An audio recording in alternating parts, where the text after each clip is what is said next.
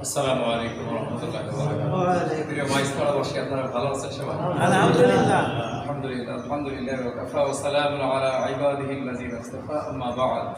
ফাআউযু বিল্লাহি মিনাশ শাইতানির রাজীম। বিসমিল্লাহির রহমানির রহিম।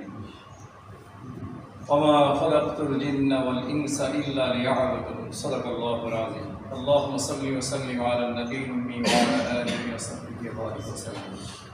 ইসলামী আন্দোলন বাংলাদেশ মাইসপাড়া ইউনিয়ন শাখা কর্তৃক আয়োজিত আজকে ইফতার মাহফিলে সম্মানিত অতিথিবৃন্দ এবং মাইসপাড়া সম্মানিত মাইসপাড়াবাসী, আমি ভূমিকা ছাড়াই বলছি, যেহেতু আজান হবে অল্প সময়ের মধ্যে।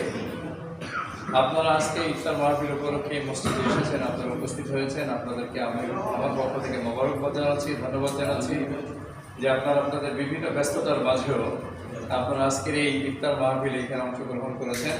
আল্লাহ তাআলা আমাদের সকলকে কবুল করুক, সকলে বলি আমিন।